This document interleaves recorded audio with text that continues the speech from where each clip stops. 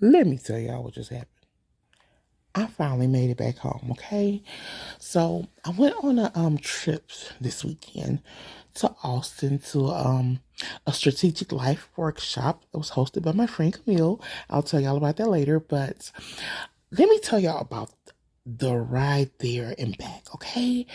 I don't know if any of you have ever ridden a Greyhound bus, but if you have, you know it's very, very interesting.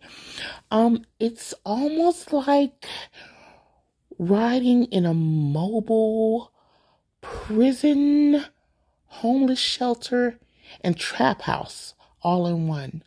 Um, it's a lot. It goes on. It was literally prisoners on the bus. It was prison. I don't know. Maybe they were on work release. I really don't know, but they were there. They were on the bus. Also, I'll say about 75% of the people look like they have not taken baths or took care of any part of their personal hygiene in about 2 months. Um, Literally, it smelled like hot BFA on the bus. And BFA is baloney feeding ass, okay? I, outside of the terminals and stuff, there were people just out there doing country stuff like blowing their nose both sides and just it was everywhere. People were just hacking and coughing up stuff.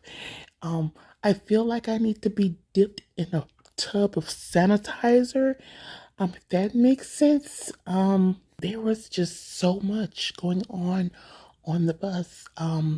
Behind me, someone was vaping what smelled to be marijuana.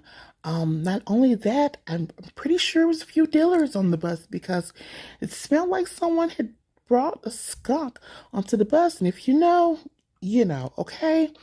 Um, there was so much going on.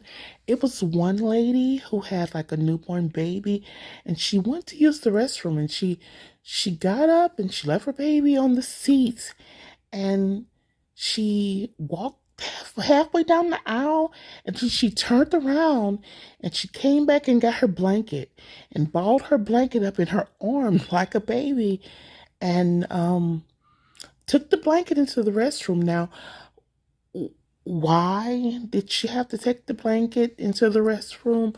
I don't know. Maybe she didn't think it was going to be any napkins to wipe her hands when she finished washing them, or maybe it was going to be cold in there, or she needed a toilet seat liner, or I don't know. Maybe she thought they might run out of tissue and she was going to need to wipe. I have no clue. Um, Also, this other guy, he went to the restroom, and yeah, I got stuck sitting like 2 seats up from the restroom. He went to the restroom and he blew it up. He blew it up, and we all smelled it. We all smelled it. Yeah. Then he proceeds to walk out of the bathroom door and he walked out. He swung it open. It wasn't like he just opened and walked. He swung it open so that the odor just traveled farther and it just illuminated the whole bus. And then when he walked out the bathroom, I can't make this up. This is real life. He walked out of the bathroom without pulling his pants up. I tried to say, sir, sir, like, and he just kept on. We saw it was nothing but white boxers. His pants were at his ankles. His shoes, they were all the way down. I don't know if he was like airing out his booty or he forgot to pull them up, or I really don't know. It's a lot that goes on the bus.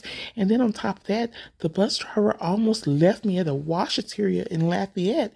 I got off the bus. I was like, can I use the restroom? He was like, yes, the restroom in there. I go to use the restroom, come right back out.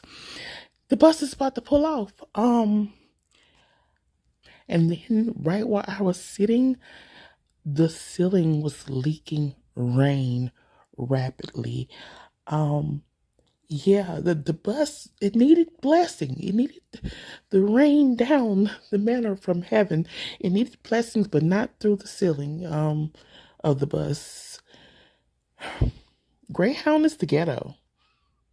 Tell me your stories. Do you have any stories about Greyhound? It can't just be me. It can't. Side note, I'm going to apply everything I learned at this workshop to my life so I can be successful, so that I no longer have to ride the Greyhound. I can fly amongst the first class in the bougie. That's what I want to do. I want to fly amongst the bougie.